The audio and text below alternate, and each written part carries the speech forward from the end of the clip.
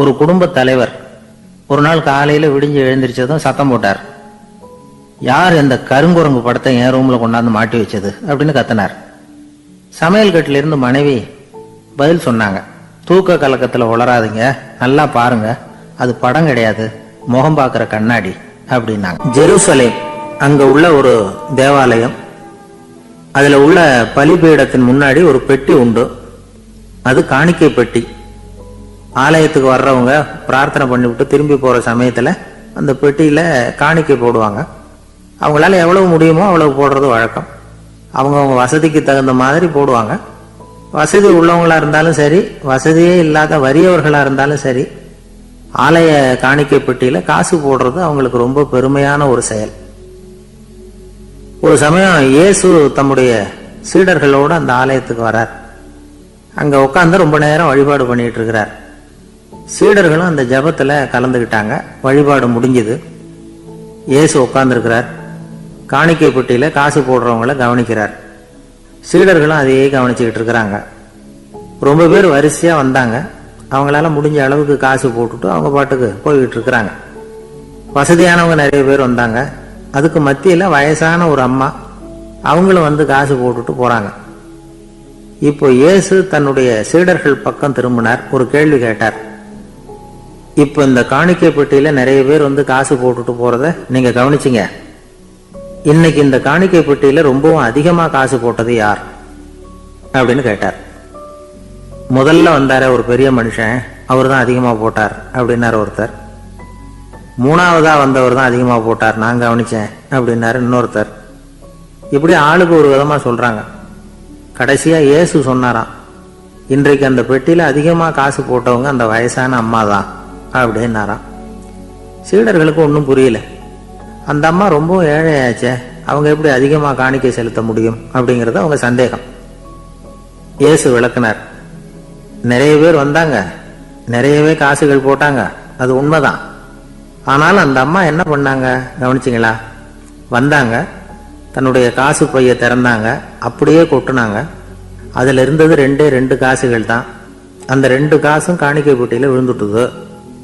மற்றவங்க எல்லாம் தங்கள்கிட்ட இருந்த செல்வத்தின் ஒரு சிறு பகுதியை எடுத்து பெட்டியில போட்டாங்க. ஆனா இந்த அம்மா தன்கிட்ட என்ன இருந்ததோ அதை அப்படியே போட்டுட்டாங்க. தன்னுடைய பிழைப்புக்காக வச்சிருந்த அவ்வளவையும் இழக்கிறதுக்கு தயாராயிட்டாங்க. அவ்வளவு தாராள மனசு அவங்களுக்கு.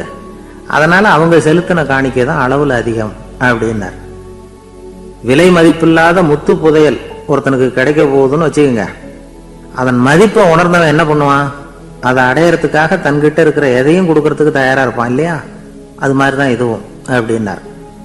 உலக மதிப்பீடுகளை துரும்பா தூசியா மதிச்சு அதையெல்லாம் உதறி விடுகிறவன் இறையருள் அப்படிங்கிற இணையில்லாத செல்வத்தை பெறுகிறான் அப்படிங்கிறது இதுல உள்ள கருத்து. இறைவனுக்காக இழப்பதுன்னா துன்பப்படுகிறவர்களுக்காக, ஏழைகளுக்காக, ஏதுமற்றவர்களுக்காக இழப்பது அப்படின்னு அர்த்தம். உங்கள் அயலானுக்கு நீங்கள் என்ன உதவி செய்தாலும் அதை எனக்கே செய்கிறீர்கள் அப்படின்னு இயேசு சொல்லியிருக்கிறார். அடுத்தவங்களுக்கு உதவணுங்கிற குணம் இன்னைக்கு ரொம்ப குறைஞ்சு போச்சு. செய்ய வேண்டிய கடமையிலிருந்து விலகி இருக்கிறவர்கள் நம்ம கிட்ட நிறைய பேர் உண்டு. அப்படிப்பட்ட ஒருத்தர் டாக்டர் கிட்ட போனார். டாக்டர், நான் ஒரு கவர்மெண்ட் ஆபீஸ்ல வேலை பார்க்கறேன், எனக்கு ஒரே அசதியா இருக்கு, என்னை சோதிச்சு பாருங்க, ஆலோசனை சொல்லுங்க ஏதாவதுன்னார். டாக்டர் அவரை பரிசோதனை பண்ணி பார்த்துட்டு சொன்னார், இதோ பாரு, உனக்கு இப்போ தேவைப்படுறது முழு ஓய்வு. நீ எவ்வளவு சீக்கிரமா ஆபீஸுக்கு போறியோ அவ்வளவுக்கு உனக்கு நல்லது அப்படின்னாராம். எனக்கு தெரிஞ்ச ஒருத்தர் இருக்கார். அவரு ஒரு பெரிய காவல்துறை அதிகாரி, ரொம்ப கண்டிப்பானவர். அவரை கண்டாவே எல்லாரும் பயப்படுவாங்க. அப்படிப்பட்டவர் வீட்டுக்கு போனா அப்படியே அடியோட மாறிடுவார். அங்க போய் பாத்தீங்கன்னா குழந்தைகளோட குழந்தையா அவர் விளையாடிக்கிட்டு இருப்பார். அலுவலக சமயத்துல பாத்தீங்கன்னா குதிரை முதுகுல அவர் உட்கார்ந்துருப்பார். வீட்டுல பாத்தீங்கன்னா அவர் முதுகுல குழந்தை உட்காந்துருக்கும். அவரு குதிரை மாதிரி போயிட்டு இருப்பார். இது எப்படிங்க முடியுது உங்களால அப்படின்னு கேட்டாங்க. அது ஒண்ணும் இல்ல, இங்க வீட்டுக்கு வந்த உடனே என்னோட மனசை தனியா எடுத்து வச்சிருவேன் அப்படின்னார். அது என்னங்க உங்க சட்டப்பையிலையா இருக்குது மனசு, அது தனியா எடுத்து வைக்கிறதுக்கு அப்படின்னு கேட்டாங்க. அப்படி இல்லைங்க, இது ஒரு பயிற்சி, மனப்பயிற்சி, அவ்வளவுதான் அப்படின்னார். இப்படி சமயம் பார்த்து மனசை தனியா வச்சுட தெரிஞ்சவங்க வாழ்க்கையில எப்பவும் உற்சாகமா இருப்பாங்க அப்படிங்கிறது பெரியவங்க கருத்து. ஒரு டாக்டர் ஆஸ்பத்திரியில் இருக்கிற வரைக்கும் டாக்டரா இருக்கலாம். அவர் மனைவிகிட்டையும் அவர் டாக்டரா இருக்க வேண்டிய அவசியம் இல்லை. ஒரு வக்கீல் கோர்ட்ல இருக்கிற வரைக்கும் வக்கீலா இருக்கலாம், வீட்டுக்கு வந்ததுக்கு அப்புறமும் வக்கீலா இருக்க வேண்டிய அவசியம் கிடையாது. வீட்டில் குழந்தைகள்கிட்ட விளையாடும் பொழுதும் அதுகள்கிட்ட ஃபீஸு கேட்டுக்கிட்டு இருக்கக்கூடாது. நாம் எப்படி இருக்கணும்னு பெரியவங்க சொல்கிறாங்கன்னா, மனசோட சேரக்கூடாதான். அப்படி சேராமல் வாழ்க்கையை கவனிக்கணுமா. மனசை அப்படியே தனியாக எடுத்து பக்கத்தில் வச்சுடணும். அப்படின்னா அதை அப்படியே தூக்கி எறிஞ்சுடு அப்படின்னு அர்த்தம் இல்லை. ஏன்னா மனசுங்கிறது நமக்கு உபயோகப்படக்கூடிய ஒன்று தான். எப்போ அது தேவையோ அப்பப்போ எடுத்து உபயோகப்படுத்திக்கணும். தேவைப்படுறப்போ எடுத்து கண்ணாடியை மாட்டிக்கிறோம்ல, படிக்கும் பொழுது கண்ணாடி தேவைப்படுதோ எடுத்து மாட்டிக்கிறோம் இல்லையா, அது மாதிரி கணக்கு போடுறதுக்கு மனசு தேவை. கடைக்கு போய் ஒரு பொருள் வாங்குகிறோம், காசு கொடுக்குறோம், மீதி சில்லறை சரியாக இருக்கா அப்படின்னு எண்ணி பார்த்து வாங்க வேண்டியிருக்கு. அந்த சமயத்தில் மனசை எடுத்து தனியாக வச்சுட்டேன் அப்படின்னு சொல்லிட்டு இருக்கக்கூடாது. பரீட்சைக்கு படிக்க வேண்டியிருக்குது, படித்ததையெல்லாம் அப்படியே நினைவில் வச்சுக்க வேண்டியிருக்கு. அந்த சமயத்தில் மனசை தூக்கி எறிஞ்சுட்டேன் சார் அப்படின்னு சொல்லிட்டு இருக்கக்கூடாது. அப்படி சொன்னால் பரீட்சை நம்மளை தூக்கி எறிஞ்சிடும். அதனால் தேவைப்படுறப்போ மனசை உபயோகப்படுத்தணும், தேவையில்லாதப்போ அதை தனியாக ஓய்வு எடுத்துக்க விட்டுடணும். இப்படி நாம் பழக்கப்படுத்திக்கிட்டா வாழ்க்கைங்கிறது நமக்கு புதுசாக தெரியுமா. மனசுக்கும் ஒரு சக்தி கிடைக்கும். எந்திரங்களுக்கு ஓய்வு கொடுக்குற மாதிரி மனசுக்கும் ஓய்வு கொடுக்கணும், இல்லைன்னா அது களைச்சி போயிடும். குழந்தைகள் மனசை சுமந்துக்கிட்டு இருக்கிறது இல்லை. இது முதியவர்கள் குழந்தைகள்கிட்ட இருந்து கற்றுக்க வேண்டிய ஒரு பாடம். ஆனாலும் இந்த கால குழந்தைகள்கிட்ட ரொம்ப எச்சரிக்கையாக இருக்க வேண்டியிருக்கு. ஒரு தாத்தாவும் பேரனும் விளையாடிக்கிட்டு இருக்கிறாங்க. தாத்தா, எனக்கு சைக்கிள் ஓட்ட கற்றுக் கொடு அப்படிங்கிறான் பேரன். சைக்கிள் உயரம் கூட இல்லை, அதுக்குள்ளே சைக்கிள் ஓட்டணுமா அப்படின்னார் தாத்தா.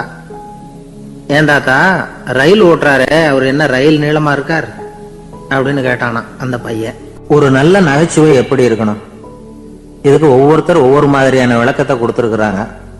ஆனா கலைவாணர் NS கிருஷ்ணன் கொடுக்குற விளக்கம் என்ன தெரியுமா? நகைச்சுவைங்கிறது அடுத்தவங்களுக்கு துன்பம் கொடுக்காம இருக்கணும், அடுத்தவங்க மனசை புண்படுத்தக்கூடாது, அதுதான் சிறந்த நகைச்சுவை அப்படிங்கிறார். அதுக்கு அவர் உதாரணமும் கொடுக்கிறார். ஒரு ஏரி ஓரமா 2 பசங்க நடந்து போயிட்டு இருக்கிறாங்க. அதுல ஒருத்தன் பணக்கார வீட்டு பையன், இன்னொருத்தன் ஏழை. இவங்க 2 பேரும் போயிட்டு இருக்கிறாங்க. வழியில ஒரு இடத்துல ஒரு ஜோடி செருப்பு இவங்க கண்ணுல படுது. ஒரு விவசாயி அந்த செருப்பை அங்க விட்டுட்டு பக்கத்துல இருந்த ஏரியில கை காலை கழுவிட்டு இருக்கிறார். உடனே அந்த பணக்கார பையனுக்கு ஒரு ஐடியா. அவன் சொன்னானா, டேய், இப்போ ஒரு வேடிக்கை செய்யலாம், அந்த செருப்பு 2ஐயும் தூக்கி எட்டத்துல வீசி எரிஞ்சிருவோம். அந்த ஆள் பார்த்துட்டு செருப்பை தேடி அல்லாடுவான், அங்கேயும் இங்கேயும் ஓடுவான், திருன்னு முழிப்பான். அதை பார்த்து நாம ரசிக்கலாம், நல்ல தமாஷா இருக்கும் அப்படின்னு இருக்கான். இப்படி சொல்லிவிட்டு அந்த செருப்புகளை தூக்கத்துக்கு போனானா. கொஞ்சம் பொறு அப்படின்னானா அந்த ஏழை பையன். ஏன்னு கேட்டிருக்கான் அவன். இப்போ அந்த ஏழை பையன் சொன்னானா, நீ சொல்றது ஒன்றும் வேடிக்கை கிடையாது, உன்னோட செருப்பு தொலைஞ்சா உன் அப்பா உடனே உனக்கு வேற செருப்பு வாங்கி கொடுத்துருவார். ஆனா அந்த ஆளுக்கு இந்த செருப்பு தொலைஞ்சதுன்னா வேற புதுசா வாங்கறதுக்கு வாயையும் வயத்தையும் கட்டி பணத்தை சேர்க்க வேண்டியிருக்கும். அதனால நான் ஒரு வேடிக்கை சொல்றேன், அது மாதிரி செய், அது இன்னமும் தமாஷா இருக்கும் அப்படின்னு நானா. எப்படி அது சொல்லுன்னு இருக்கான் அவன். செருப்பு 2ம் அது இருக்கிற இடத்துலயே இருக்கட்டும், உன் சட்டப்பையிலிருந்து ஒரே ஒரு ரூபாய் நாணயத்தை எடு, அதை அந்த செருப்பு மேல அதோட குதிகால் பகுதியில வச்சுட்டு நாம 2 பேரும் அந்த மரத்துக்கு பின்னாடி ஓடி போய் மறைஞ்சு நின்னுக்குவோம், அப்புறம் பாரு வேடிக்கைய அப்படின்னா. அதே மாதிரி ரூபாய் காசு செருப்பு மேல வச்சுட்டு இவங்க 2 பேரும் மறைஞ்சு நின்னுக்கிட்டாங்க. கொஞ்ச நேரத்துல அந்த விவசாயி வந்தார். காலில் உள்ள மண்ணை தட்டிவிட்டு செருப்பை மாட்டுறதுக்காக போனார். அங்கிருந்த காசு கண்ணுல போட்டுட்டுது. அவருக்கு ஆச்சரியமா போச்சு. அதை கையில எடுத்து பாக்குறார். 4 பக்கமும் திரும்பி திரும்பி பாக்குறார், யார் இதை வச்சிருப்பான்னு.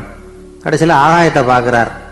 ஆண்டவா, இது உன்னோட கருணை தான், நீ தான் யாரோ புண்ணியவான் மனசுல தர்மம் பண்ற எண்ணத்தை உண்டாக்கி இருக்கிற, அந்த புண்ணியவான் நல்லா இருக்கணும் அப்படின்னு வாழ்த்தி அந்த காசை கண்ணுல ஒத்திக்கிட்டாராம்.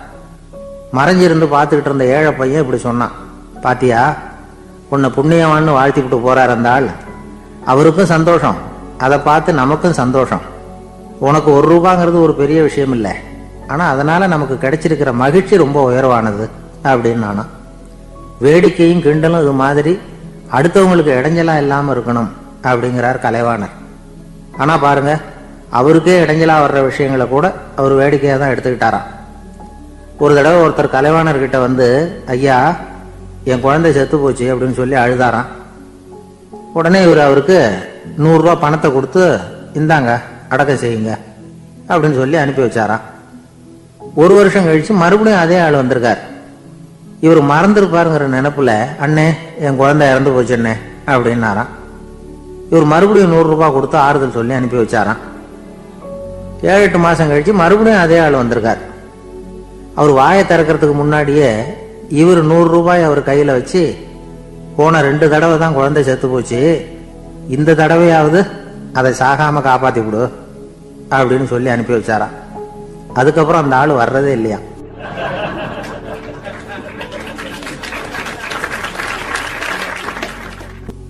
ஒரு நாள் ஒரு நண்பரை சந்திச்சேன். உங்க வீடு எதுன்னு உங்களுக்கு தெரியுமா சார்ன்னு. அவர் என்ன ஒரு மாதிரியா பார்த்தார். அப்புறம் சொன்னார், தெரியும் அப்படின்னாரு. சரி, உங்க தொலைபேசி எண் உங்களுக்கு தெரியுமான்னு. அதுவும் தெரியும்னார்.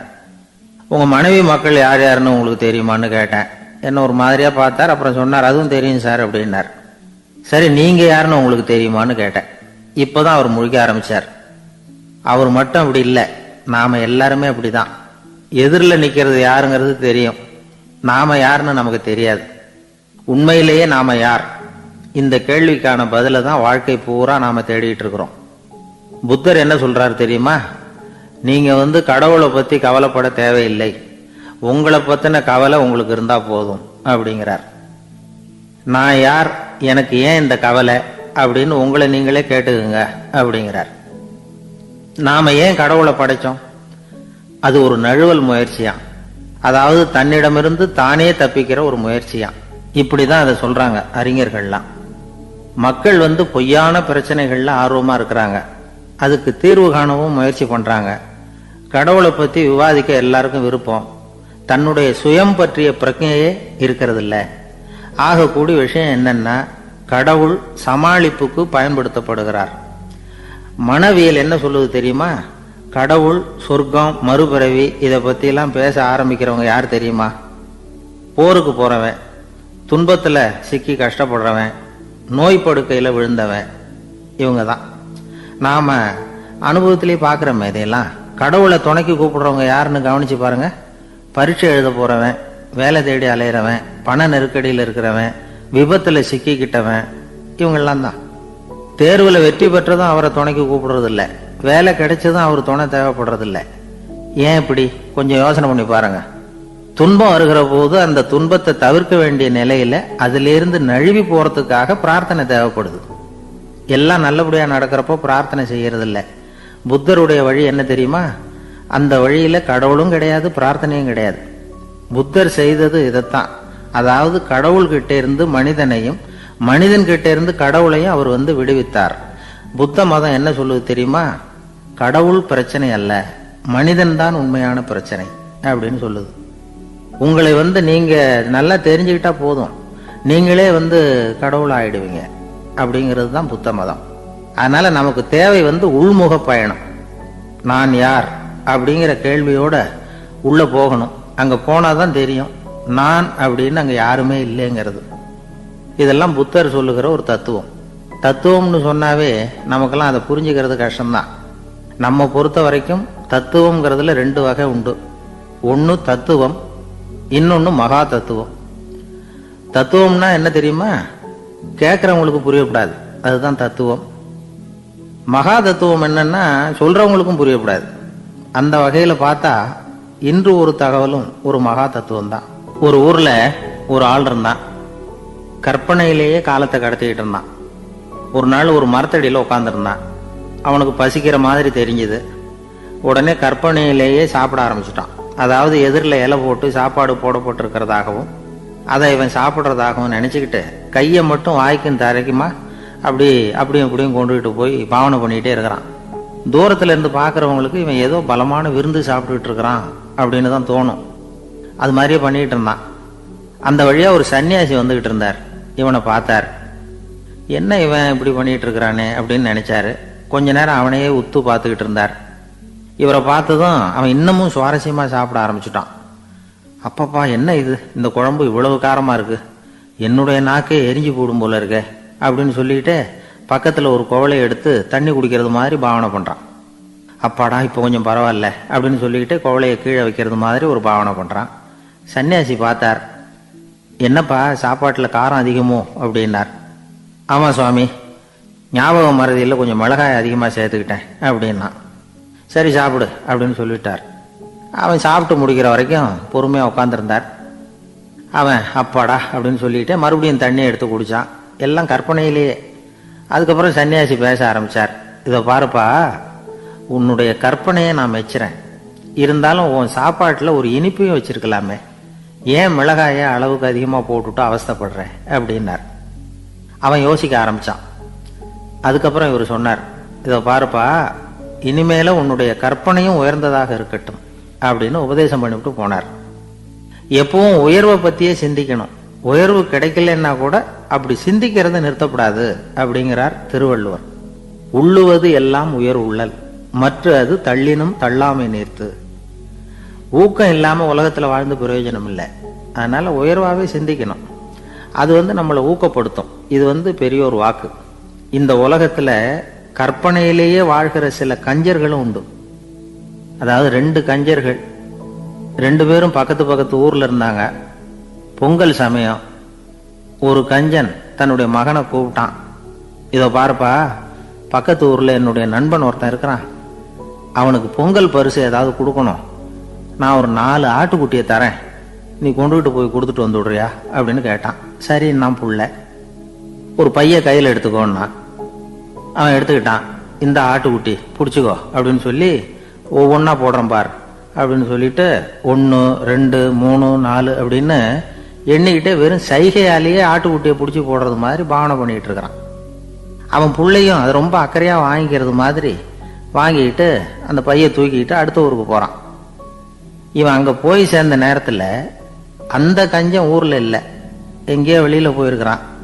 அவனோட புள்ள மட்டும்தான் வீட்டில் இருந்தான். இவன் அவங்கிட்ட, இதை பாரு, எங்கள் அப்பா உங்கள் அப்பாவுக்கு ஆட்டுக்குட்டி கொடுத்து அனுப்பியிருக்கிறாரு, பிடிச்சிக்கோ அப்படின்னு சொல்லி பாவனையிலேயே ஒவ்வொன்றா எடுத்து அவங்ககிட்ட கொடுத்துட்டான். அவனும் வாங்கிட்டான் வாங்கிறது மாதிரி. அப்புறம் சொன்னான், சரிப்பா, நானும் பதிலுக்கு ஏதாவது ஒன்றுகிட்ட கொடுக்கணும் இல்லையா, அதனால் அந்த பைய புடி, ஒரு 10 எலுமிச்சம்பழம் தரேன், பதிலுக்கு அதை நீ எடுத்துகிட்டு போ அப்படின்னு சொல்லி கையாலேயே ஒவ்வொன்றா எடுத்து போடுறது மாதிரி பாவனை பண்ணிவிட்டான். அவனும் ரொம்ப நன்றி அப்படின்னு சொல்லிவிட்டு அதை வாங்கிட்டு போயிட்டான். கொஞ்ச நேரம் கழித்து வெளியில் போயிருந்த அப்பக்காரன் திரும்பி வந்தான்.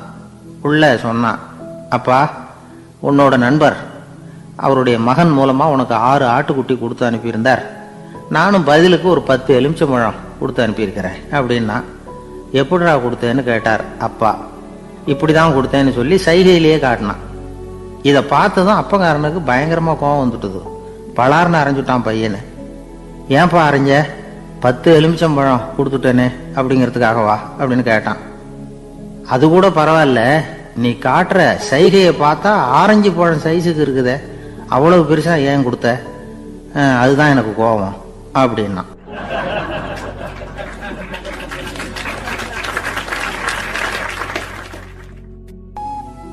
ஒரு ஆள் இருந்தார். அவரு தன்னை ஒரு குருன்னு சொல்லிக்கிட்டார். மௌன குரு, வாயை திறக்கிறது இல்லை. அவருக்கு 2 சீடர்கள் உண்டு. இவங்க தான் வர்றவங்க கிட்ட பேசுவாங்க, விளக்கம் கொடுப்பாங்க. ஒரு நாள் இந்த சீடர்கள் 2 பேரும் எங்கேயோ வெளியில போயிட்டாங்க. அந்த நேரம் பார்த்து ஒருத்தர் அங்க வந்தார். குரு கிட்ட போனார்.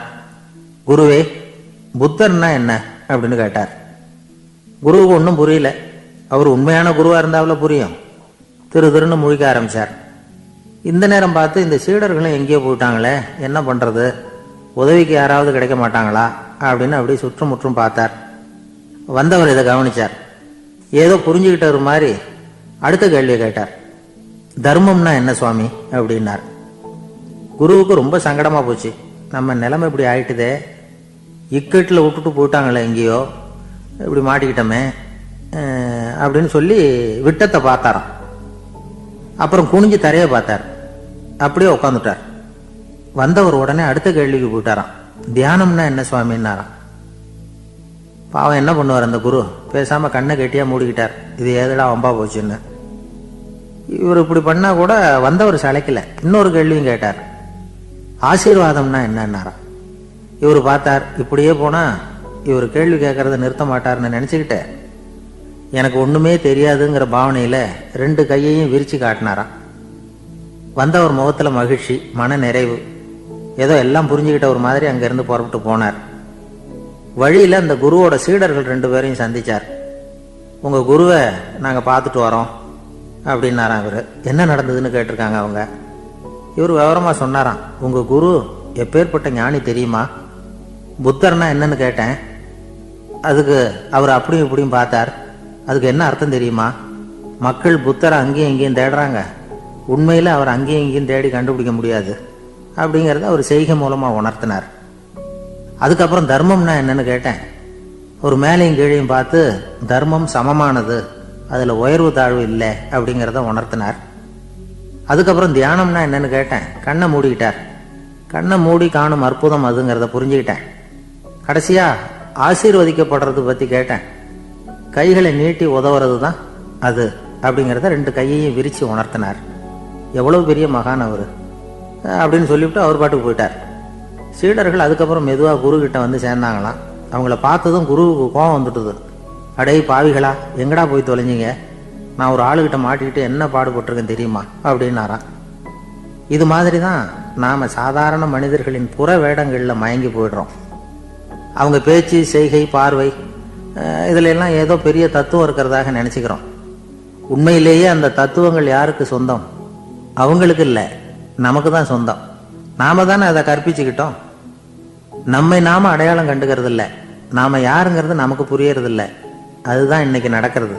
அதனால தான் அடுத்தவங்களை தேடி ஓடிக்கிட்டு இருக்கிறோம். சில வீடுகளில் கூட இது மாதிரி சைகைகள் உண்டு.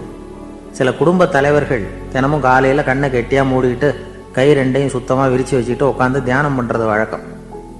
எதுக்காக அப்படி பண்ணுறீங்கன்னு ஒருத்தரை பார்த்து கேட்டேன். இந்த மாதம் வாங்கின சம்பளம் பூரா தீர்ந்து போச்சு, இனிமேல் என் கையில் சுத்தமாக ஒன்றும் இல்லை, புதுசாக எதுவும் செலவு வச்சுடாத அப்படிங்கிறத அப்படி உள்ளங்கை 2ஐயும் விரித்து காட்டி அவங்களுக்கு உணர்த்துறேன், அவ்வளவுதான் அப்படின்னார். ஒரு பெரிய நினைவு மண்டபம். அதுக்கு முன்னாடி ஒரு அப்பாவும் பிள்ளையும் நின்றுக்கிட்டு இருக்கிறாங்க. அந்த வழியாக போகிறவங்க வர்றவங்கெல்லாம் அந்த இடத்துல நின்று அது என்ன மண்டபம் அப்படின்னு விசாரிக்க ஆரம்பித்தாங்க.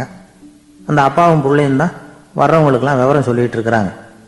அதாவது இந்த இடத்துல ஒரு பெரிய மகான் சமாதி ஆயிருக்கார், அவர் சமாதியான இடத்துல இந்த நினைவு மண்டபத்தை கட்டியிருக்கிறோம் அப்படின்னாங்க. ஊர் பூரா இந்த செய்தி பரவிச்சு. நிறைய பேர் அந்த இடத்த தேடி வர ஆரம்பித்தாங்க. இங்கே வந்து கொஞ்சம் நேரம் உட்காந்துட்டு போனால் மனசுக்கு ஒரு நிம்மதி கிடைக்கிது அப்படின்னாங்க. அங்கே இருந்த உண்டியலில் நிறைய காசு போட்டுட்டு போகிறாங்க. பணம் கிடுகிடுன்னு நிறைய சேர ஆரம்பிச்சுட்டுது. பணம் நிறைய சேர்ந்த உடனே அந்த அப்பாவுக்கும் பிள்ளைக்கும் தகராறு வந்துட்டுது. பணம் சேர்ந்தாலே சொத்து தகராறு வரத்தானே செய்யும், அது மாதிரி வந்துட்டுது. பையன் அடிக்கடி நிறைய பணம் கேட்க ஆரம்பித்தான். அப்பா பார்த்தார், யோசனை பண்ணார், ஒரு முடிவுக்கு வந்தார். ஒரு நாள் பையனை கூப்பிட்டார். இதை பாருப்பா, நமக்குள்ள தகராறு வேணாம், அப்பாவும் பிள்ளையும் இப்படி சண்டை போட்டுக்கிட்டா பார்க்குறவங்க தப்பாக நினைப்பாங்க, அதனால் நமக்குள்ள சமரசமாக இதை தீர்த்துக்குவோம், என்ன சொல்கிற அப்படின்னார் அப்பா. சரின்னு நான் பையன். உடனே அந்த அப்பா என்ன பண்ணார் தெரியுமா? மகன்கிட்ட கொஞ்சம் பணத்தை கொடுத்தார், தன்கிட்ட இருந்த ஒரு கழுதையையும் கொடுத்தார். இதை வச்சு நீ பொழைச்சிக்கோ அப்படின்னு சொல்லி அனுப்பி வச்சுட்டார். மகன் அந்த கழுதையை இழுத்துக்கிட்டு அடுத்த ஊருக்கு போனான். வழியிலேயே அந்த கழுதை செத்து போச்சு. உடனே என்ன பண்ணலாம்னு யோசனை பண்ணான். ஒரு ஐடியா வந்தது. அந்த கழுதையை ஒரு சாலை ஓரமாக புதைச்சான். கையில் இருந்த பணத்தை வச்சு அந்த இடத்துல ஒரு கல் மண்டபம் கட்டினான். அந்த வழியாக 2 பேர் வந்தாங்க. இது என்ன மண்டபம்னு விசாரிச்சாங்க. இந்த இடத்துல ஒரு பெரிய மகான் சமாதி ஆயிருக்கிறார் அப்படின்னா. இந்த செய்தி ஊர் பூரா பரவ ஆரம்பிச்சுட்டுது. நிறைய பேர் வந்து போக ஆரம்பித்தாங்க. இங்கே வந்தால் மனசுக்கு ஒரு பெரிய நிம்மதி கிடைக்குது அப்படின்னு வேற சொல்ல ஆரம்பித்தாங்க. வர வர கூட்டம் அதிகமாக வர ஆரம்பிச்சுட்டுது. உண்டியலில் பணம் நிறைய சேர்ந்துட்டுது. நகையெல்லாம் கூட கழட்டி காணிக்கையாக போட ஆரம்பிச்சுட்டாங்க. அப்பாவை விட மகன் பெரிய ஆளாயிட்டான். இதை கேள்விப்பட்டார் அப்பா. பையனை பார்த்துட்டு வரலாம்னு ஒரு நாள் புறப்பட்டு வந்தார். பையன் ஓஹோன்னு இருக்கிறான். பங்களா, காரு எல்லாம் வந்துட்டுது. எப்படிடா இந்த அளவுக்கு ஆனே அப்படின்னு விசாரிச்சார். அப்பா, எல்லாம் உங்கள் ஆசீர்வாதம் தான், நீங்கள் கொடுத்த மூலதனத்தை வச்சு தான் இவ்வளவும் சம்பாதிச்சேன் அப்படின்னு நான் பையன். அது எப்படிறான்னு விசாரிச்சார். அப்பா, நீங்கள் ஒரு கழுத குட்டியும் கொஞ்சம் பணமும் என்கிட்ட கொடுத்து அனுப்பி வச்சிங்க, அதை எடுத்துக்கிட்டு வந்தேன். வர்ற வழியில் அந்த கழுதை செத்து போச்சு. உடனே யோசனை பண்ணேன், அந்த கழுதையை இந்த இடத்துல புதைச்சேன். கையில் இருந்த பணத்தை வச்சு மண்டபம் கட்டினேன். மகான் ஒருத்தர் சமாதி ஆயிருக்கார் அப்படின்னு வதந்தியை கிளப்பி விட்டேன். ஜனங்கள்லாம் ஏமாந்து போய் காசை கொண்டாந்து போட ஆரம்பிச்சிட்டாங்க. நான் பொழைச்சிக்கிட்டு இருக்கிறேன் அப்படின்னா, இப்போதான்டா நீ என் புள்ள அப்படின்னு சொல்லி சந்தோஷப்பட்டாரான் அந்த அப்பா. ஏன் அப்படி சொல்கிறீங்கன்னு கேட்டிருக்கான் பையன். கழுத குட்டியை புதைச்சி மண்டபம் கட்டியிருக்கிற நீ, ஏற்கனவே நம்ம ஊரில் நாம் கட்டியிருக்கிறோமே மண்டபம், அது இந்த கழுதையோட அம்மாவை புதைச்ச இடம். மகான் சமாதி ஆயிருக்காருன்னு நானும் சும்மா கப்ஸா தான் விட்டுக்கிட்டு இருக்கேன் அப்படின்னாரான் அப்பா. முட்டாள் ஜனங்களை நினைச்சு அந்த 2 பேரும் சத்தம் போட்டு சிரிச்சாங்களாம். மனுஷன் ஏமாத்துறது ரொம்ப சுலபம். என் கூட படிச்ச ஒருத்தன் திடீர்னு ஒரு நாள் எல்லாருக்கும் அருள் வாக்கு சொல்ல ஆரம்பிச்சுட்டான். அவன் ஒரு ஆபீஸ்லயும் வேலை பார்க்கறான். ஆபீஸில் உள்ளவங்கெல்லாம் அவங்ககிட்ட வந்து அருள் வாக்கு கேட்கறது வழக்கம். ஒரு நாள் நான் அவன் முன்னாடி போய் உட்காந்து பேசிக்கிட்டு இருந்தேன். அப்போ அதே ஆபீஸில் வேலை பார்க்குற ஒருத்தர் அவங்ககிட்ட வந்து, சுவாமி, என் மேஜையில் வச்சிருந்த பேனா திடீர்னு காணாமல் போட்டுது, அது திரும்ப கிடைக்குமா எனக்கு அப்படின்னு கேட்டார். இவன் கண்ணை உருட்டி பார்த்துட்டு, அது உனக்கு கிடைக்காது, புதுசாக வேற ஒன்று வாங்கிக்கப்போ அப்படின்னா. சரின்னு அவர் போயிட்டார். அவர் போனதுக்கப்புறம் நான் மெதுவாக இவனை பார்த்து, அது எப்படிடா அது உனக்கு கிடைக்காதுன்னு அவ்வளோ உறுதியாக அவர்கிட்ட சொன்னேன் அப்படின்னு கேட்டேன். இவன் மெதுவாக என் காதுகிட்ட வந்து, அந்த பேனாவை கிளப்புனதே நான் தான் அப்படிங்கிறான். இங்கே இருக்கிற எல்லோருக்கும் வணக்கம். நான் அதிகமாக இந்தியாவை விட்டு வெளிநாடு எதையும் இதுவரை பார்க்காதவன். இப்பொழுதுதான் சமீபத்தில் தான் முதல் தடவையாக உங்கள் ஊருக்கு வந்திருந்தேன், சில காலங்களுக்கு முன்னால். இப்பொழுது 2வது தடவையாக இங்கே வர்றேன். இது ரொம்ப மகிழ்ச்சிகரமான ஒரு நாள். மகிழ்ச்சிகரமான சூழ்நிலையில் உங்களை எல்லாம் சந்திக்கிறதுல எனக்கு ரொம்ப மகிழ்ச்சி. ஏன்னா தேசிய தின மகிழ்ச்சி கொண்டாட்டத்தில் நீங்கள் எல்லாம் கலந்து கொண்டிருக்கிறீர்கள். நேற்று நானும் அந்த தொலைக்காட்சியிலே அந்த அணிவகுப்பு எல்லாத்தையும் பார்த்தேன். எந்த அளவுக்கு ஒற்றுமையாக செயல்பட்டால் எதையும் வெல்லலாம் அப்படிங்கிறதுக்கு ஒரு உதாரணமாக இந்த நாட்டில் இருக்கிற நீங்கள் எல்லாம் உழைத்து கொண்டிருக்கிறீர்கள். அது எனக்கு ரொம்ப மகிழ்ச்சி. இப்படி ஒற்றுமையாக இருந்தால் எவ்வளோ பெரிய வியாதியை கூட விரட்டி போடலாம் அப்படிங்கிறது மாதிரி நிரூபித்திருக்கிறீர்கள். அதனால் உங்களெல்லாம் சந்திக்கிறதுல எனக்கு ரொம்ப மகிழ்ச்சி. எனக்கு இது மாதிரி இவ்வளவு பெரிய கூட்டத்தில் என்னோட வந்திருக்கிற பெரியவர்கள் பேசி பழக்கம். நான் அதிகமான கூட்டத்தில் பேசி பழக்கம் இல்லை. ஆனால் ரேடியோவில் ஒரு 20-25 வருஷம் பேசியிருக்கிறேன். அதனால் எனக்கு எதிரில் கூட்டமே இல்லாமல் பேசி தான் பழக்கம். அது வெறும் மைக்கு மட்டும் இருக்கணும், எதிரில் யாரும் இருக்கக்கூடாது. அப்படியே ரேடியோவில் பேசி பழக்கப்பட்டதுனால ஒரு பெரிய பிரம்மாண்டமான கூட்டத்தை பார்த்தது எனக்கே ஒரு மாதிரியாக இருக்குது. அதனால் கூட்டம் இல்லாமல் எனக்கு இப்போ கூட நீங்கள் எல்லோரும் எழுந்திரிச்சு வெளியில் போயிட்டால் ரொம்ப நல்லா பேசுவேன். நீங்கள் வெளியில் இருந்துட்டு கேட்கணும், ஏன்னா அப்படியே பழகி போச்சு. இருந்தாலும் இதில் எனக்கு என்னென்னா, இப்போ தமிழ்நாட்டில் நான் பலதரப்பட்ட கூட்டத்தில் பேசி சமீப காலத்தில் பேசியிருக்கிறேன். இந்த எல்கேஜி யூகேஜி படிக்கிற குழந்தைகள் முன்னாடி என்ன பேச சொல்லுவாங்க, எல்கேஜி யூகேஜி அந்த குழந்தைகள். அப்போ நான் எப்போ முடிக்கணுங்கிறது எனக்கு தெரியும். ஏன்னா அதுக்கு ஒரு அறிகுறி. அந்த குழந்தை என்ன பண்ணணும்னா, வரிசையில் இருக்கிறது அப்படி தரையை கீறும். கேச்சுன்னா அது போதும் அப்படின்னு அதுக்கு முடிச்சுக்கோன்னு அர்த்தம். அதை பார்த்து தான் நான் முடிச்சுக்கிறது வழக்கம். கொஞ்சம் பெரிய ஹைஸ்கூல்னால் யாராவது பசங்க 2-3 பேர் கொட்டாவி விடுவாங்க, அதை பார்த்து அதை முடிச்சுக்கிறது வழக்கம். கல்லூரின்னா விசில் அடிப்பாங்க யாராவது 1-2 பேர். இப்படி எனக்கு பலதரப்பட்ட எப்போ முடிக்கணுங்கிறதுக்கு அப்படிலாம் அறிகுறி உண்டு. எனக்கு ரொம்ப பிடிச்சது என்னென்னா, இந்த முதியோர் இல்லங்கள் இருக்குது பாருங்கள். முதியோர் இல்லம், பென்ஷனர் அசோசியேஷன்லாம் இருக்குது தமிழ்நாட்டில். எல்லாம் 60-70 வயசுக்கு மேற்பட்டவர்கள். அவங்க கூட்டத்தில் பேசுகிறது தான் எனக்கு ரொம்ப பிடிக்கும். ஏன்னா நான் பாட்டுக்கு பேசிக்கிட்டே இருப்பேன், அவங்களும் அசையாமல் கேட்டுக்கிட்டு இருப்பாங்க. அதுக்கு என்ன காரணம்னா, காது கேட்காது. அது எனக்கு அப்புறம்தான் தெரியும். பேசி முடிச்சுட்டு இறங்கி போனால் அந்த பெஞ்சில் உட்காந்துருக்கிற ஒரு நாற்காலில், என்ன சார் முடிச்சிட்டிங்க போல் இருக்கு அப்படிம்பார். எப்படி சார் கண்டுபிடிச்சிங்க? அதான் இறங்கி வந்தீங்கல்ல அப்படிம்பார். அதனால் அது மாதிரி கூட்டத்தில் ஒன்றும் எனக்கு சுத்தமாக யாரும் இருக்கக்கூடாது எதிரில். இல்லைன்னா அந்த முதியோர் இல்லம் மாதிரி அப்படி காது கேட்காதவங்களாம் உட்காந்துருக்கணும். இங்கே அப்படி இல்லை, எல்லாம் ரொம்ப விழிப்போடு இருக்குங்க, காதை திறந்து வச்சுக்கிட்டு.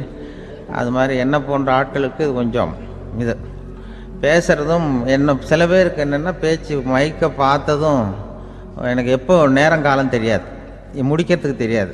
அப்படியும் உண்டு பேச்சாளர்கள் பல ரகம். நான் கூட இப்போ ஒரு ஏற்பாடு பண்ணியிருக்கிறேன்.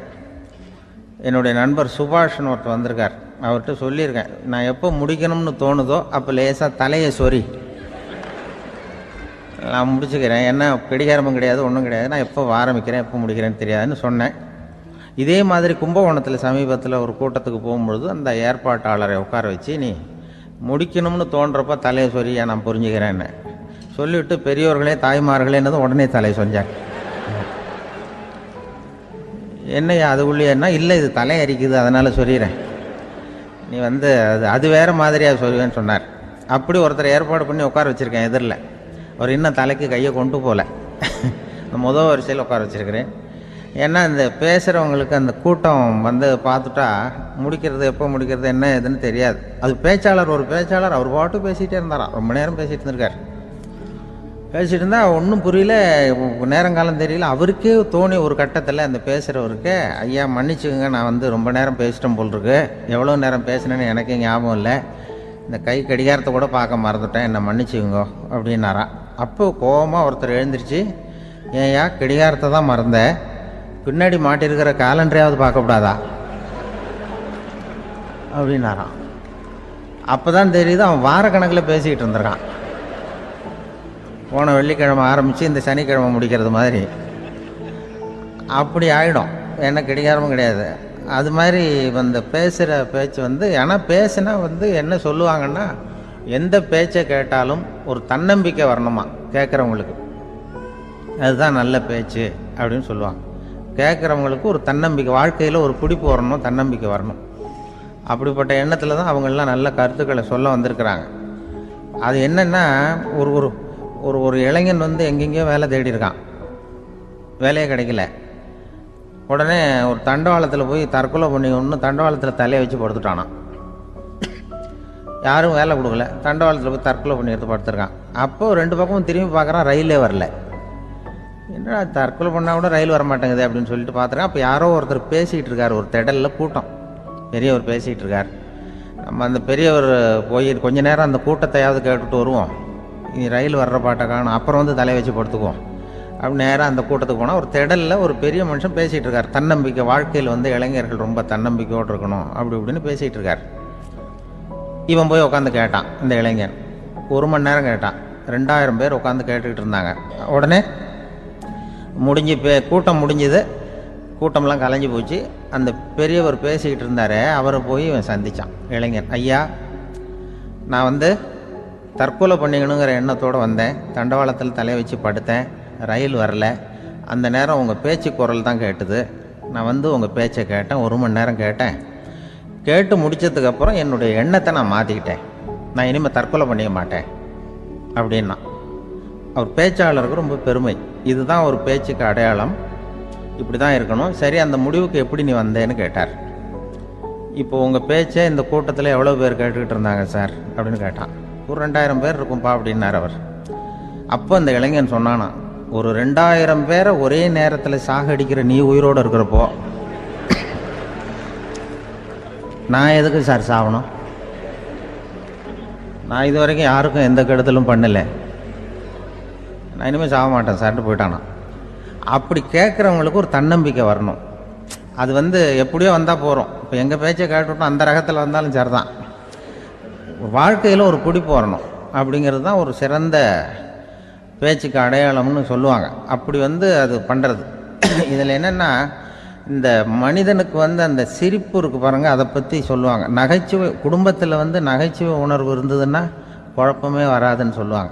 பேச்சாளர்கள் என்னென்னா, சில பேர் தெளிவாக, அதாவது தெளிவாக பேசி குழப்புறவங்க இருக்கிறாங்க, குழப்பமாக பேசி தெளிவுபடுத்துகிறவங்க இருக்கிறாங்க. அப்படிப்பட்ட பேச்செல்லாம் உண்டு. குழப்பமாக பேசி தெளிவுபடுத்துறது யாருன்னா சித்தர்கள். நம்ம பழைய சித்தர் பாட்டெல்லாம் பார்த்திங்கன்னா படிக்கிறதுக்கு குழப்பமாக இருக்கும், ஆனால் அது கருத்து தெளிவாக இருக்கும். அதுதான் குழப்பமாக பேசி தெளிவுபடுத்துகிறவரெலாம் பழைய நம்ம சித்தர்கள். தெளிவாக பேசி குழப்புறவங்க இருக்கிறாங்க சில பேச்சாளருக்கா. ஒருத்தன் ஆடு மேய்ச்சிக்கிட்டு இருந்தானா, ஒரு ஆடு மேய்ச்சிக்கிட்டு இருந்திருக்கிறான் ஒரு திடலில். அந்த ஆடு மேய்க்கிற அந்த ஆள் ரொம்ப தெளிவாக பேசணும்னு நினைக்கிறவன். அவர்கிட்ட போய் கேட்டிருக்கான். அந்த ஆள்கிட்ட போய் ஒருத்தன் கேட்டான், மந்தையில் எத்தனை ஆடுப்பா இருக்கு அப்படின்னா. அப்போ அவன் சொன்னான், நான் ஆடு மேய்க்கிறேன் சார், எதையும் தெளிவாக கேட்கணும், நீ கருப்பாட்டை கேட்குறியா வெள்ளாட்டை கேட்குறியா அப்படின்ட்டுருக்கான். கருப்பாடு அது ஒரு 50 இருக்குது அப்படின்னா, சரி வெள்ளாடு எத்தனை இருக்குது அப்படின்னா அதுவும் 50 தான் இருக்குது அப்படின்ட்டுருக்கான். இன்னும் ரெண்டும் ஒரே ஆன்சர் தானே சொல்கிறான் அப்படின்னு சொல்லி, சரி இந்த ஆடெல்லாம் எவ்வளவு புல் சாப்பிடும் ஒரு நாளைக்கு சார்? மறுபடியும் தெளிவாக கேளுங்க, கருப்பாடா வெள்ளாடா? கருப்பாடு அப்படின்னா 10 கிலோ சாப்பிடும். சரி வெள்ளாடு அதுவும் 10 கிலோ சாப்பிடும். ரெண்டுக்கும் அதே தான் சொல்கிறான். சரிப்பா இது எல்லாம் எவ்வளவு பால் கறக்கும் இந்த ஆடெல்லாம்? சார் திருப்பி சொல்ல தெளிவாக கேளுங்க, கருப்பாடா வெள்ளாடான்னா? கருப்பாடு தினம் 5 லிட்டர் கறக்கும், வெள்ளாடு அது 5 லிட்டர் தான் கறக்கும் அப்படின்னா. இப்படியே இவன் தெளிவாக பேசி இவன் என்ன சொல்லிட்டு வரான்னு தெரியல. ரெண்டும் ஒரே ஆன்சர் தான், அப்புறம் எதுக்கு பிரித்து பேசுகிறேன், ரெண்டும் ஒன்று தாடா சொல்கிறேன்னு இருக்காரு. அப்படி இது ஆரம்பத்திலே கேட்டால் சொல்லிட்டு போகிறேன். ஏன்னா ஏன் அப்படி தெளிவாக பிரித்து கேட்குறேன்னா, அந்த கருப்பாடெல்லாம் எதிர்த்த வீட்டுக்காரனுக்கு சொந்தம் அப்படின்னா. சரி வெள்ளாடு அதுவும் எதிர்த்த வீட்டுக்காரனுக்கு தான் சொந்தம் அப்படின்னா. இப்போ என்ன பேச நான் தெளிவாக பேசி குழப்பிக்கிட்டு இருக்கான்னு அர்த்தம். இப்போ எதுக்கு இந்த அறிகுறியை சொல்கிறேன்னா, நான் பேசுகிறது கூட அப்படி தான் இருக்கும். ஏன்னா குழப்பமாக பேசி தெளிவுபடுத்துகிறவர்கள் பின்னாடி வராங்க, அவங்க கொஞ்சம் அவங்க. அதனால் நம்மளால் முடிஞ்ச வரைக்கும் கொஞ்சம் தெளிவாக பேசி உங்களை குழப்பி வச்சோம்னா அவங்க வந்து பின்னாடி பார்த்துக்குவாங்க. அதுதான்.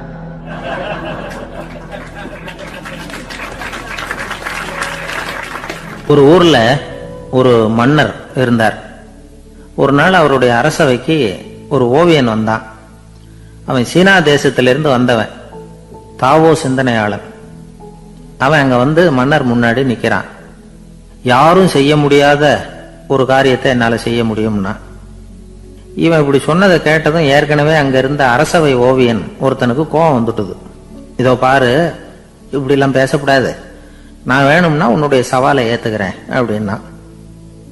நாம 2 பேரும் ஓவியம் தீட்டுவோம், அதை பார்த்துட்டு நம்ம 2 பேர்ல யார் சிறந்த ஓவியன் அப்படிங்கிறத மன்னரே தீர்மானம் செய்யட்டும், என்ன சொல்ற அப்படின்னு கேட்டான் அவன். அவனும் சரின்னு ஒத்துக்கிட்டான். போட்டி ஆரம்பமாச்சு. அரசர் அவங்களுக்கு 2 சுவர்களை ஒதுக்கி கொடுத்தார். 6 மாச காலம் அவகாசம் கொடுத்தார். 2 ஓவியர்களும் அவங்கவங்க வேலையை ஆரம்பிச்சாங்க. இரவு பகலா வேலை செய்ய ஆரம்பிச்சுட்டாங்க. 6 மாசம் முடிஞ்சது. அரசர் வந்து பார்த்தார். முதல்ல தன்னுடைய அரசவை ஓவியர் தீட்டி இருந்த ஓவியத்தை பார்த்தார். ரொம்ப பிரமாதமா இருந்தது, பாராட்டினார். இதோ பாரு, உன்னுடைய ஓவியம் அற்புதமா இருக்கு, உயிரோட்டம் உள்ளதா இருக்குது, கலையின் உச்சமே இதுதான், இதை விட சிறந்த ஒரு ஓவியத்தை வேற யாராலையும் படைக்க முடியாது அப்படின்னார்.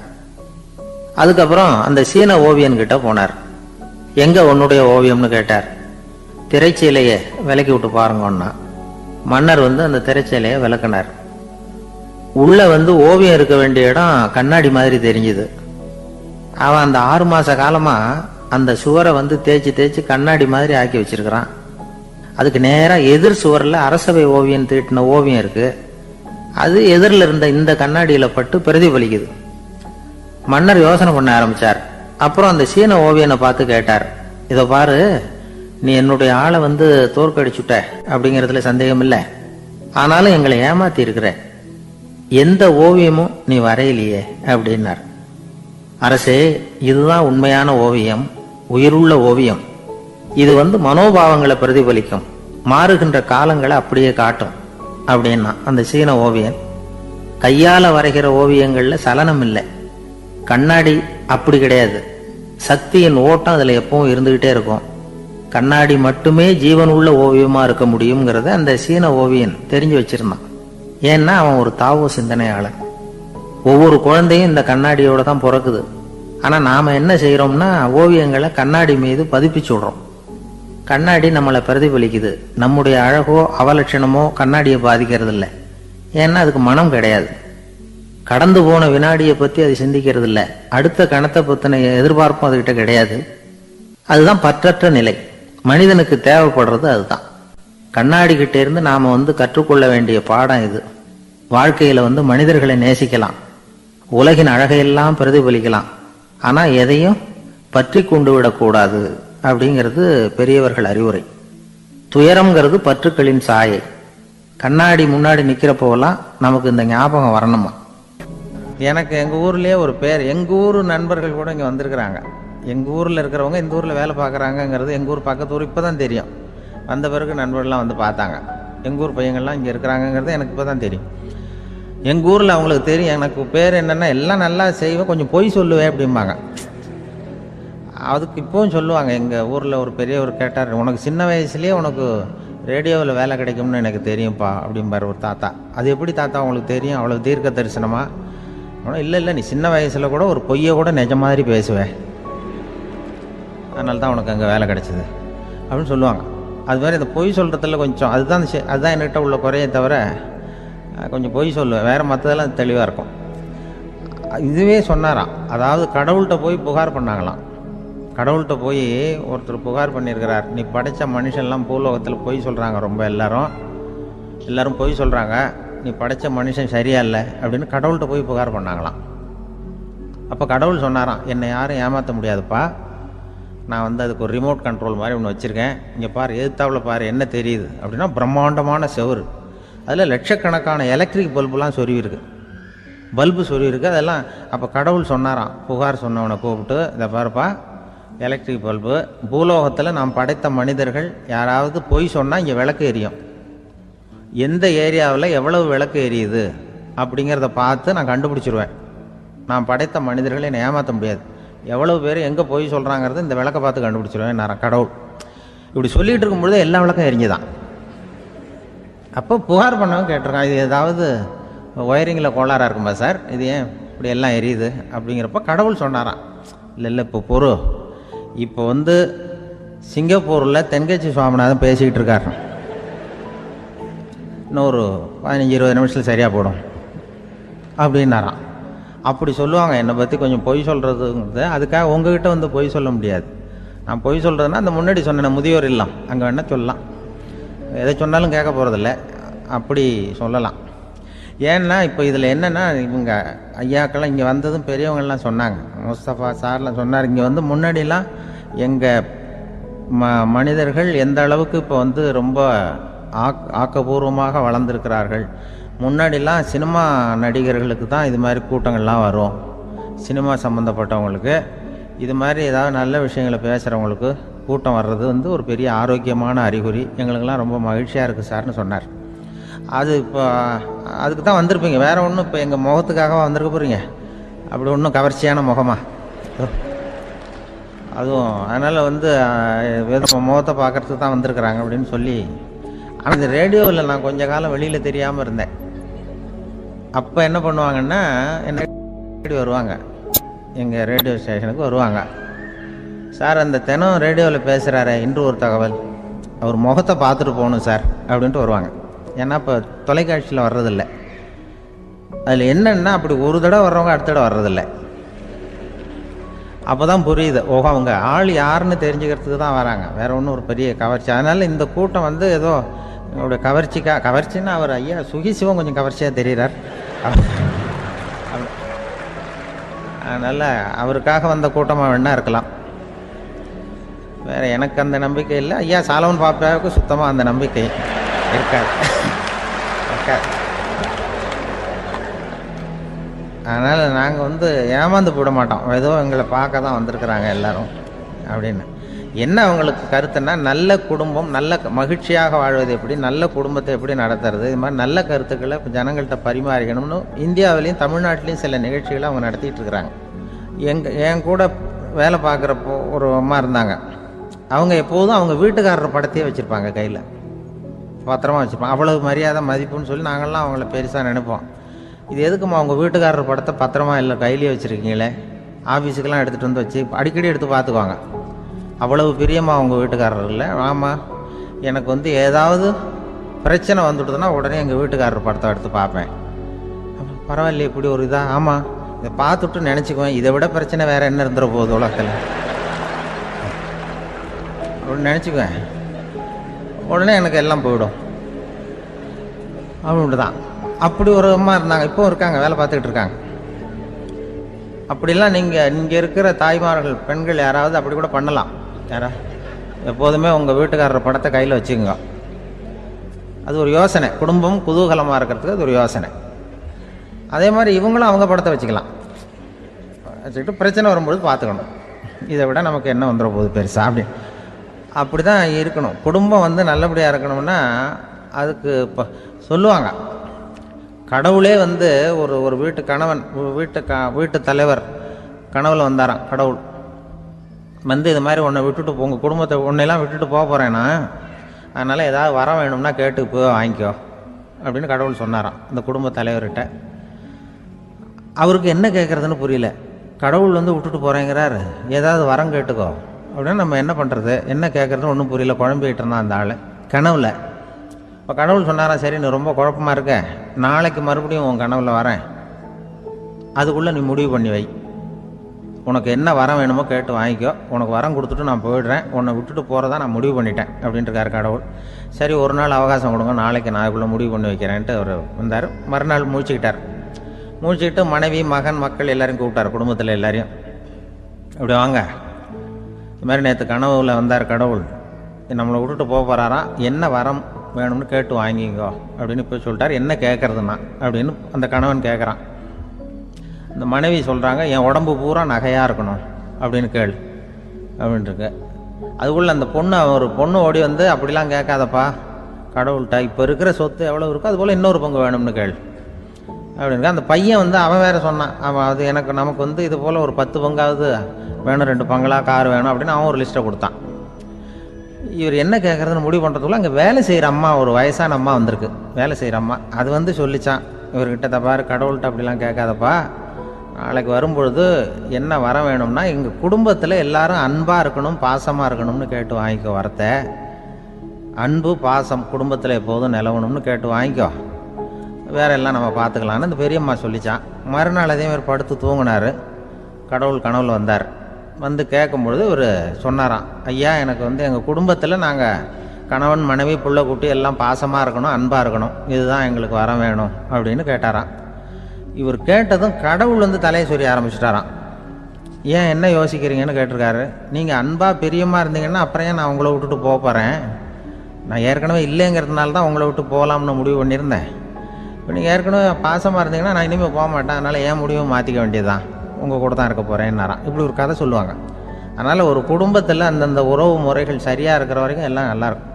அங்கே தான் அங்கே இறைவன் வாழும் இல்லம்ங்கிறாங்களே, அதுதான் அது. அதில் அந்த குடும்ப தலைவருங்கிறவர் கணவன் அப்படிங்கிறதுனால அவருக்கு தான் பொறுப்பு. அவருக்கு நிறைய சகிப்புத்தன்மை வேணும், கோபம் வரக்கூடாது, யார் என்ன சொன்னாலும் போகணும். சில கணவன்மார்கள் வந்து எது சொன்னாலும் மனைவி வந்து தட்டுறதில்லை.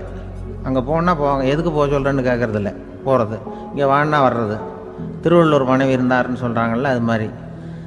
அது எப்படின்னா ஒருத்தர் சொன்னார், அது அப்படி இல்லை, அதுக்கு ஒரு கதை சொன்னார். ஹிட்லர் வந்து வந்தாராம் ஒரு தடவை, ஒரு பெரிய கப்பல் மேலே, கப்பலுடைய மேல் தளத்தில் ஹிட்லர் வந்துக்கிட்டு இருக்கார். ஒரு இங்கிலீஷ் கேப்டன் எதிரில் நிற்கிறான். அவனுக்கு பெரிய ஆச்சரியம், இந்த ஆள் எப்படி இப்படி ஒரு தனி மனிதனாக இருந்துக்கிட்டு உலகத்தையே இப்படி இந்த பாடுபடுத்துகிறார் அப்படின்னு சொல்லி, உன்னுடைய வெற்றிக்கு என்ன காரணம்னு கேட்டாராம் அந்த இங்கிலீஷ் கேப்டன். இப்போ ஹிட்லர் சொன்னாராம், என்னுடைய வெற்றிக்கு காரணம் என்கிட்ட வேலை செய்கிற ஊழியர்கள், நான் கிழிச்ச கோட்டை தாண்ட மாட்டாங்க, நான் என்ன சொல்கிறேனோ அதை உடனே செய்வாங்க, ஏன் எதுக்குன்னு எதிர்த்து பேச மாட்டாங்க, அதுதான் என்னுடைய வெற்றிக்கு காரணம் அப்படின்னு சொல்லி அதை நிரூபித்து காட்டுறேன் பார் அப்படின்னு சொல்லி கையை தட்டினாராம் ஹிட்லர். உடனே ஒரு சிப்பாய் அங்கேருந்து வந்து லெஃப்ட் ரைட்னு போட்டு வந்து சல்யூட் பண்ணி நின்னான். உடனே ஹிட்லர் சொன்னார், நீ அப்படியே இந்த கப்பல் மேல் தளத்துலேருந்து அப்படி கடலில் விழுந்து செத்து போடா அப்படின்னு பொத்துன்னு குதிச்சுட்டான். எதுக்கு சொல்கிறேன் என்ன இதில், உடனே குதிச்சு செத்து போட்டான். இவருக்கு பெரிய ஆச்சரியம் கேப்டனுக்கு. ஹிட்லர் சொன்னார், இதுதான் என்னுடைய வெற்றிக்கு காரணம், தப்பார் இன்னொருத்தனை கூப்பிட்றேன் அப்படின்னு தட்டினா, இந்த பக்கத்துலேருந்து ஒருத்தன் வந்தான், லெஃப்ட் ரைட்னு வந்து நின்னா, நீ இப்படி குதிச்சு செத்து போடா அப்படின்னு பொத்துன்னு குதிச்சுட்டான். எதுக்கு போக சொல்கிறீங்கன்னு ஒன்றுமே கேட்கல, குதினா உடனே குதிச்சுட்டான். அப்போ ஹிட்லர் சொன்னார், இதே மாதிரி என்னுடைய ஒவ்வொரு ஊழியர்களும் இருக்கிறாங்க, நானும் ஊழியர்களை இழக்கிறதுக்கு தயாராக இல்லை, தப்பார் தயாராக இருப்பேன் எப்போதும், தப்பார் இன்னொருத்தரம் தட்டுறேன்னு இன்னொருத்தர் வந்தார். எதிர்த்தாப்புலேருந்து ஒருத்தன் லெஃப்ட் ரைட் சல்யூட் அடித்தான்.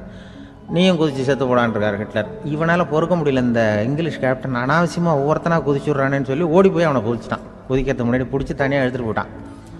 தனியாக எடுத்துகிட்டு போய் அந்த சிப்பாய்கிட்ட கேட்டாரான் அந்த இங்கிலீஷ் கேப்டன், ஏன்ப்பா அந்த ஆள் குதிக்க சொல்கிறான்னா நீ ஏன் எதுக்குன்னு கேட்குறது இல்லையா, உடனே குதித்து செத்து போகிறீங்களே, இதெல்லாம் என்ன அநியாயம் அப்படின்ட்டுருக்கான் அந்த இங்கிலீஷ் கேப்டன் கையை பிடிச்சிக்கிட்டு. உடனே அந்த சிப்பாய்க்கு கோவம் வந்துட்டு தான், உடையா கையை, இவன்ட்ட வேலை பார்க்குறத விட உழுந்து செத்து போகலான்னு நான் குதிக்கிறான், என்ன அனாவசியமாக எதுக்கையா இருக்க சொல்கிறேன் அப்படின்னு சொல்லி குதிச்சுட்டானா. அதனால் இந்த உடனே சொல்கிறத செய்கிறாங்க பாருங்கள், அவங்கள நம்பக்கூடாது. கணவன்மார்களுக்கு ஒரு எச்சரிக்கை, சொல்கிறத உடனே செஞ்சுருவாங்க மனைவி, நீ அங்கே போனால் போவாங்க வரணும் அந்த ஹிட்லர் மாதிரி நினைக்கிறாங்கன்னு அர்த்தம். இதுகிட்ட பேசிக்கிட்டு இருக்கிறத விட சொல்கிறத செஞ்சுட்டு போடுவோமே. அப்படி சமாளிக்கிற கணவன்மார்கள் உண்டு. குடும்பத்தில் வந்து அப்படிலாம் இருந்து சமாளிக்கிறாங்க. குடும்பத்தில் ஒருத்தர் அனுசரிப்பு தன்மைங்கிறது ரொம்ப அவசியம். கணவன் மனைவின்னா அனுசரித்து போகணும்னு சொல்லுவாங்க. அதாவது ஒரு கணவன் அதுக்காக தான் அந்த காலத்துலலாம் ஒரு வீட்டுக்கு வந்து மாப்பிள்ளை தேடுறதுங்கிறது ஒரு பெரிய குடும்பத்தை நிர்வகிக்கிற அளவுக்கு ஒரு கணவனாக வரக்கூடிய எப்படி இருக்கணும் அப்படின்னா, அந்த காலத்தில் புலி வேட்டைக்கு போகணும். ஒரு பொண்ணுக்கு மாப்பிள்ளை தேடுறதுன்னா நம்ம தமிழ் பழக்கம் என்னென்னா, காட்டுக்கு போய் ஒரு புலியை வேட்டையாடிட்டு வரணும். அந்த புலி பல்லு அல்லது நகத்தை கொண்டுட்டு வரணும் அந்த இளைஞன். அதை வந்து வீட்டில் கொடுப்பான். அதை தான் கட்டி அதை வந்து இதாக கட்டுவாங்க, மாலையாக போடுவாங்க, தாலியாக கட்டுவாங்க. அதாவது வீரம் இருக்கா பையனுக்குன்னு பார்ப்பாங்க. ஒரு பொண்ணு வேணும்னா நீ முதல்ல வீட்டுக்கு பொண்ணு கேட்க போகக்கூடாது, காட்டுக்கு போகணும். போய் புளியை கொண்டு வா, அதுக்கப்புறம் தான் உனக்கு பொண்ணு அப்படின்னு சொல்லுவாங்க. இப்போவெல்லாம் ஏன் போகிறது இல்லைன்னா, இப்போலாம் ஒருத்தனை வந்து காட்டுக்கு போய் புலிப்பல் கொண்டு வரனா புலி தான் மாப்பிள்ளையாக வரும்.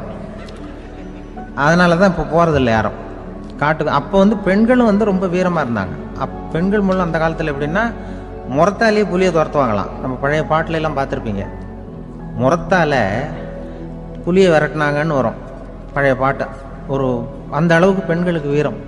இப்போ கல்யாணம் ஆகி இந்த காலத்தில் ஒரு கணவனை வந்து விரட்டிட்டு வந்தாங்களாம் முறத்தை எடுத்துக்கிட்டு. ஒரு மனைவி அவன் பயந்துட்டு வெளில ஓடி வரான். பின்னாடி முறத்தை எடுத்துகிட்டு அந்த அம்மா ஓடி வருது. இவனை தனியாக பிடிச்சி கொண்டு போய், என்னப்பா இந்த மனைவிட்டு இப்படி பயந்து ஓடி வரையே, முறத்தால் துரத்துறா இப்படி வரையே அப்படின்னு தான் அவன் அப்படியே தடுமாறிக்கிட்டு, அதெல்லாம் ஒன்றும் இல்லை, அவன் என்ன புலியாக நினைக்கிறா அப்படின்னு ஒரு பெருமையாக சொல்லிட்டானான். அந்த காலத்தில் புலியை தான் முறத்தால் விரட்டினாங்க, இப்போ புருஷனை விரட்டுறாங்க அப்படின்னு சொல்லி. அப்படி அந்த காலத்தில் வந்து கணவனுக்கு ஒரு குடும்பத்தை நிர்வகிக்கிற திறமை இருக்கா, உடல் வலிமை தான் முக்கியம். இப்போ கூட மதுரை பக்கத்தில் ஐயாவுக்கு தெரியும், அந்த இளவட்டக்கல்லுன்னு ஒரு ஊருக்கு ஊர் எல்லையில் கிடக்கும். ஊர் எல்லையில் ஒரு பெரிய கல் கிடக்கும். அந்த ஊருக்கு பொண்ணு கேட்க போகிறவங்க அந்த கல்லை தலைக்கு மேலே தூக்கி காட்டணும். அப்படியே தூக்கி தலைக்கு மேலே வசதி கீழே போடணும். அந்த வலு இருந்தால் தான் நீங்கள் அந்த ஊருக்குள்ளேயே போகலாம், பொண்ணு கேட்கறது போகலாம். இல்லைன்னா நீ திரும்பி போக வேண்டியதான். அந்த வலிமை இருக்கா மாப்பிள்ளைன்னு பார்க்குறாங்க. இளவட்டக்கல்லுன்னு பேர். அப்போ என்ன பண்ணாங்கன்னா, ஒரு 1000 வருஷத்துக்கு முன்னாடி அந்த கல்லை தலைக்கு மேலே தூக்கி கீழே போடுவாங்களாம். ஒரு 500 வருஷத்துக்கு முன்னாடி அப்படி கொஞ்சம் தூரம் இடுப்பு அளவுக்கு தூக்கி கீழே போட்டுக்கிட்டு இருந்துருக்குறாங்க. அதுக்கப்புறம் ஒரு 100 வருஷத்துக்கு முன்னாடியெல்லாம் அப்படி முழங்கால அளவுக்கு அப்படி தூக்கி போட்டால் போகிறோம்னு வச்சுருந்தாங்களாம். இப்போ நான் அந்த ஊருக்கு என் கூட பழனிசாமின்னு ஒருத்தர் இருக்கார். அவர் போய், உனக்கு எப்படிப்பா இந்த ஊரில் கல்யாணம் ஆச்சு அப்படின்னா, இப்போலாம் நாங்கள் தொட்டு கும்பிட்டா போகிறோம், அதை அசைக்கிறது கூட இல்லை. அப்படி ஆகிட்டுது. ஒரு குடும்பத்தை கணவனாக வரப்போகிறவனுக்கான தகுதி அந்த காலத்தில் அப்படி